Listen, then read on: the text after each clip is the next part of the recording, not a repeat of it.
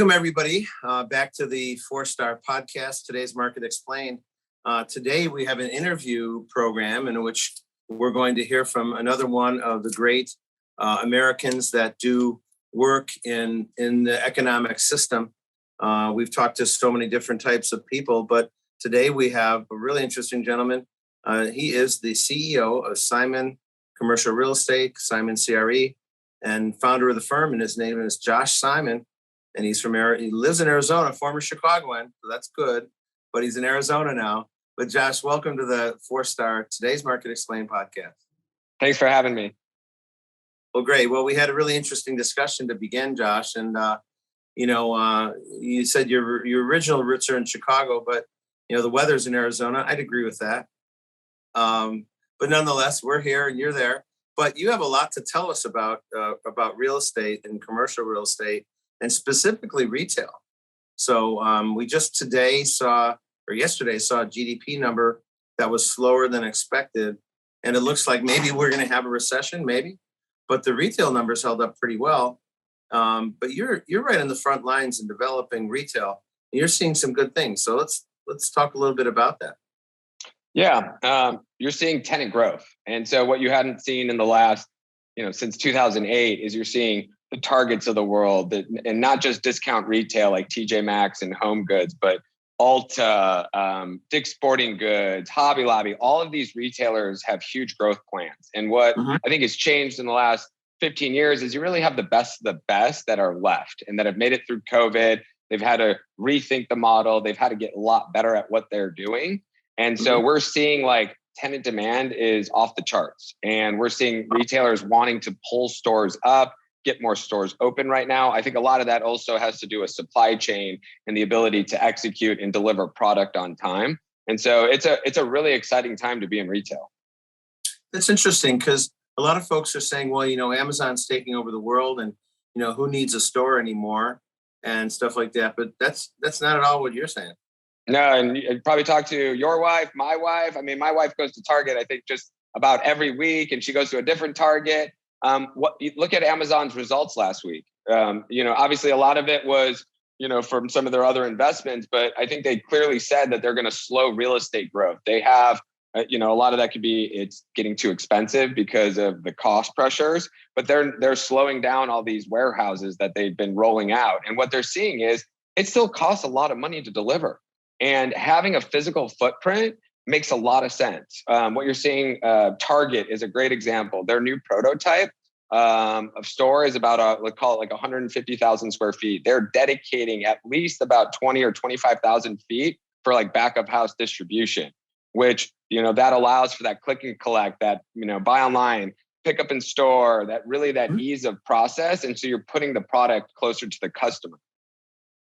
Interesting. We've been predicting that, or we think that eventually that commercial offices would fill up again after everyone said, oh, we're going to work remote forever.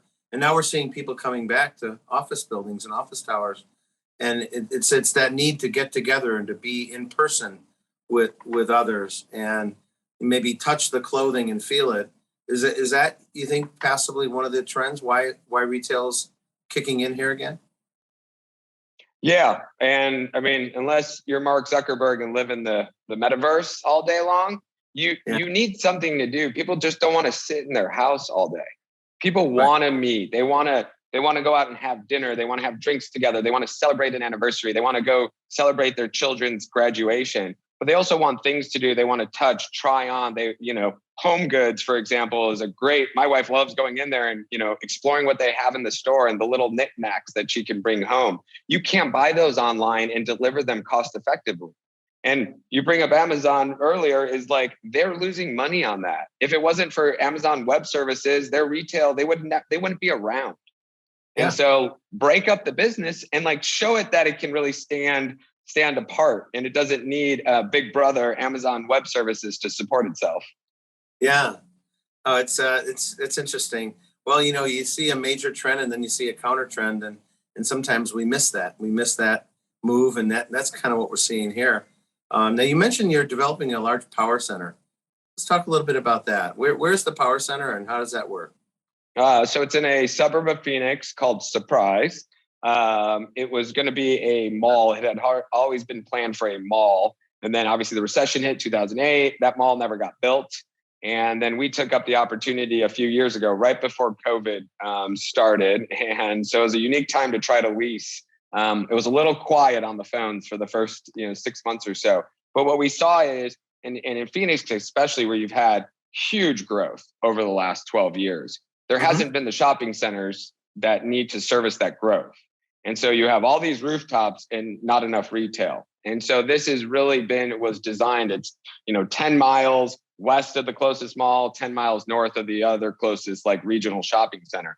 And so it was perfectly positioned to be a regional center. And what's going on in retail today that's way different from 15 years ago, there's not two centers on the same corner vying for the same tenants and like, oh, well, you got Home Depot, I'm going to do Lowe's. You got, one sporting goods store, you got the other. You're only getting one center. And so you're really getting that, you're curating the right tenant mix too. And what we've seen in the last, what we've seen that's different from 15 years ago is just lease provisions that, you drive by a center and you're like, oh, why is all that space vacant? Seems like it's a good center, but you don't know behind the scenes, like exclusive uses, co-tenancy language, prohibited uses. Some of these leases make it very hard to fill space. And back 15 years ago, I think people were, they were just gung-ho to make deals. And today, I think the new deal process and the new centers, they take a much better look at some of that lease language.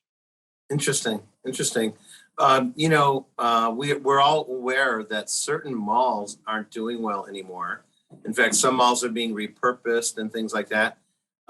So if that's happening, and then you're seeing explosion in growth, could it be something about those malls? Maybe the old style, big old kind of Woodfield style malls aren't really the deal anymore. Is that part of it? And I would say, but like a Woodfield is a best in class, right? Yeah. I haven't been there, but it's in a long time, but I've seen it. It's still it's a great mall. What you're seeing is people want open air experiences. Right. The indoor malls are tough. It doesn't make sense anymore. A lot of those smaller tenants have moved out to strip centers and outdoor centers. And really what you saw is the department store got broken up into specialty uses, right? A department store used to be all those departments. And now you have the Home Depot, the Best Buys, the PetSmarts, everyone's kind of spread out. And so the mall just has a different place in society today. So it's really malls aren't dying because we don't like malls anymore. We're going to different experiences and different spaces. Then it sounds like, interesting. Now you mentioned also some other retailers, Josh, and we were talking that are just they can't get enough stores. Like you mentioned, Bontons and Z Gallery, and they're thinking of pop-up stores. What's going on around the country with other retailers?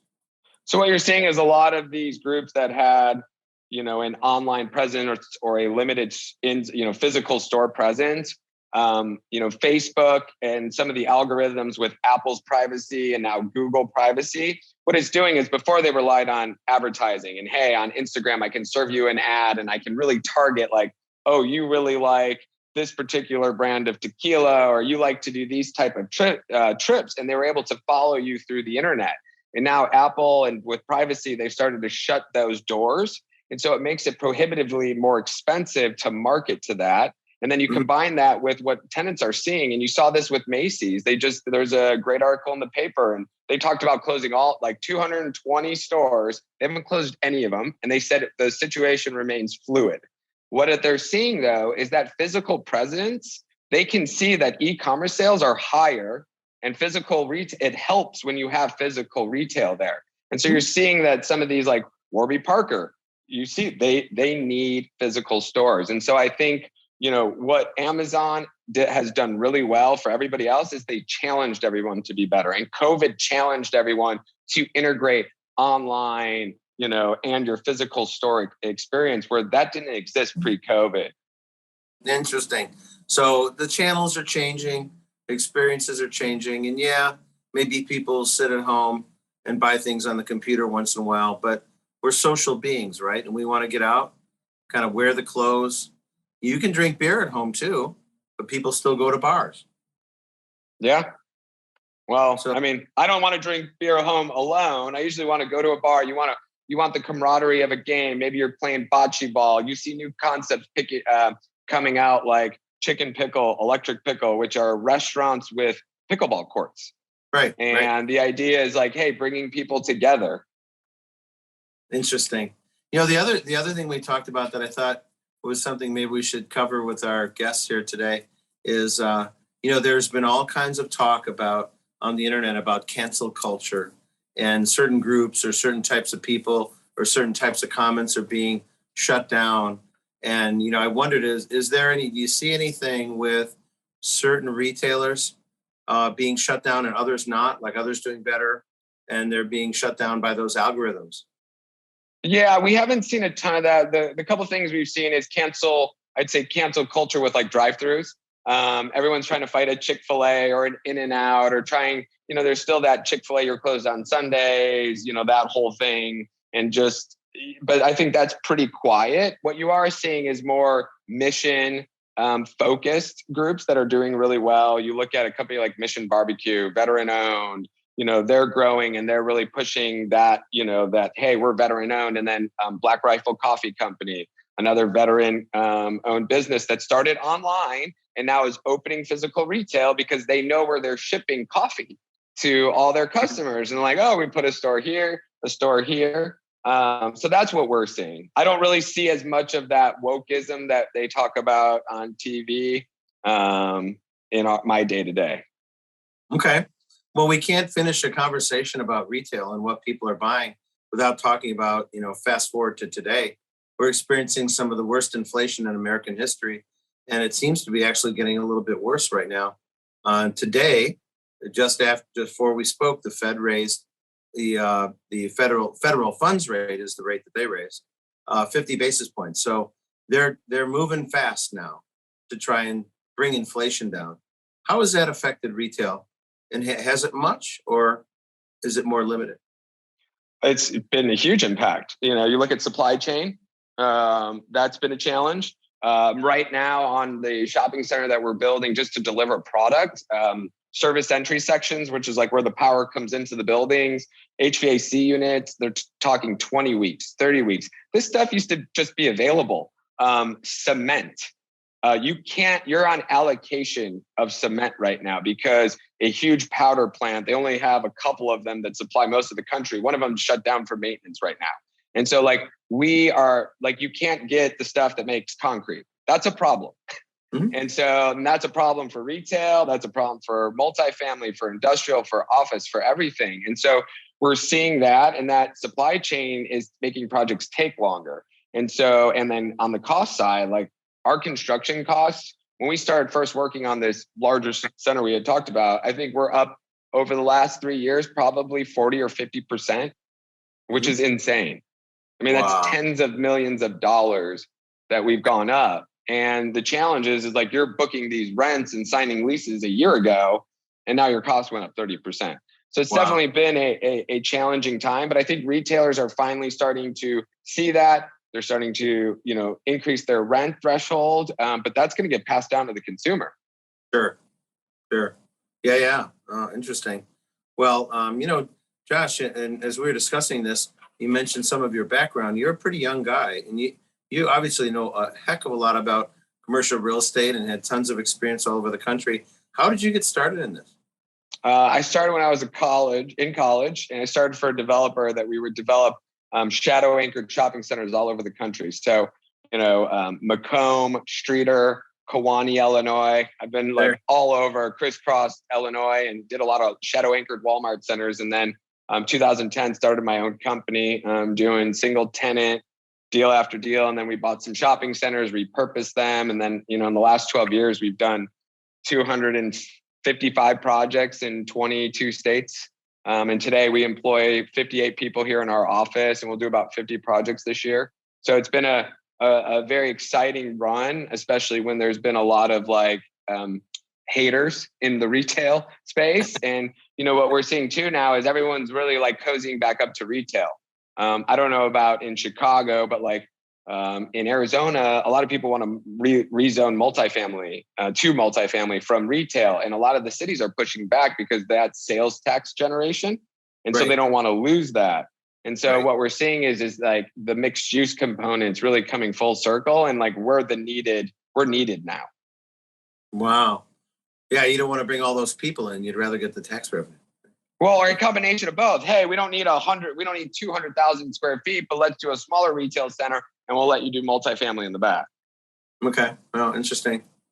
So we might be going into a recession here. A lot of things are happening.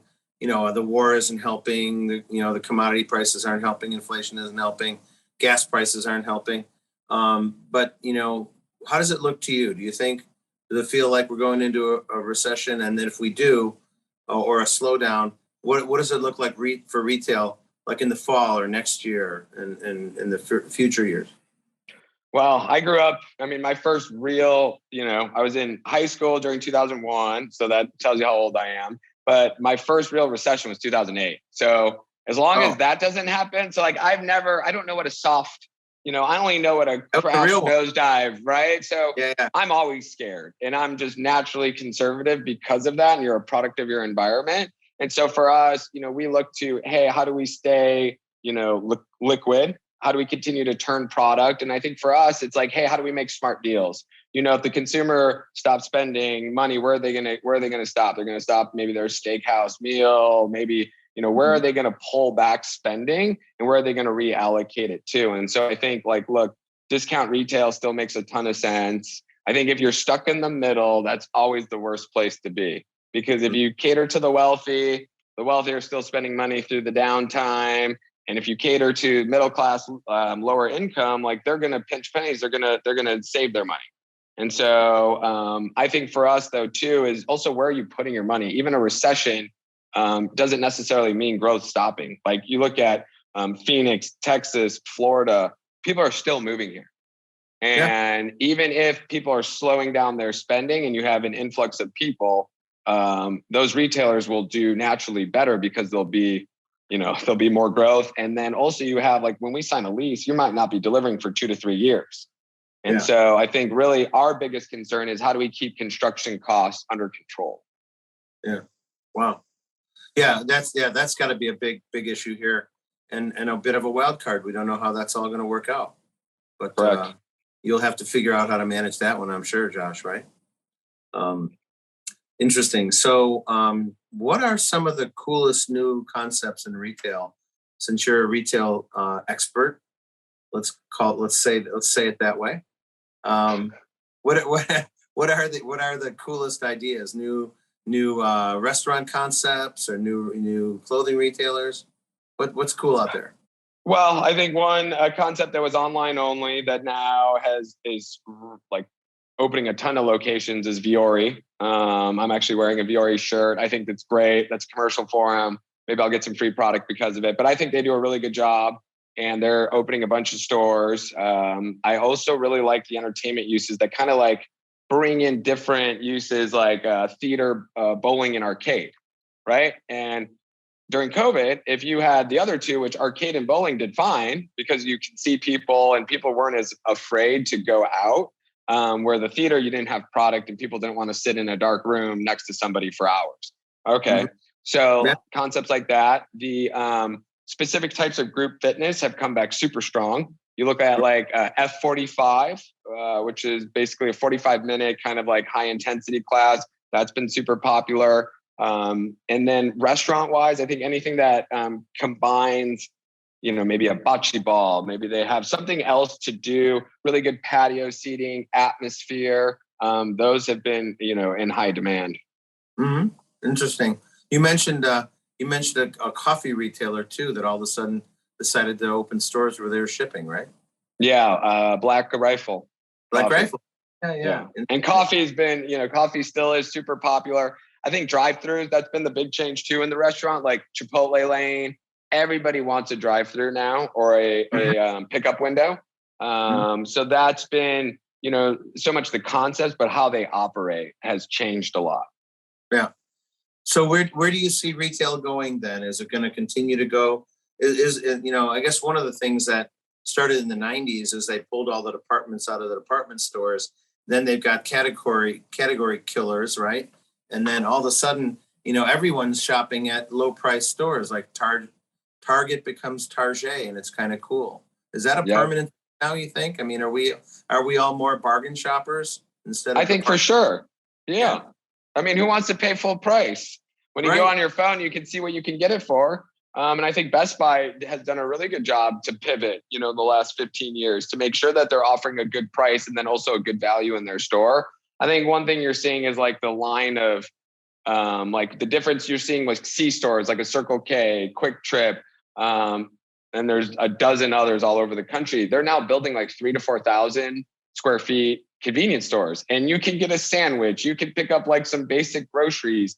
You see it with Dollar General doing bigger stores. So the line between like the grocery store to the convenience store, that line's starting to blur a little bit, which, you kind of see like, all right. And then they want to keep each other out. So it's going to be an interesting dynamic as development continues over the next, 10 years to see how that plays out. We did a podcast and then a blog all about sitting at an electric charging station about 2 months ago. And it was at a Wawa near Philadelphia. And we walked in, it was one of the biggest convenience stores I've ever seen. I'm like, what are they selling in here? Oh my goodness, there's so many things. That's what you're talking about, isn't it? Yeah. Yep, exactly. So it's not like just the gas station. Here's a Coca-Cola, a cup of coffee, and get out of here. Nope. Hey, I need a gallon of milk, or I got to pick up some cough syrup. It's really just it's blurring that line, and like, they sell some of the stuff that CVS sells or Walgreens.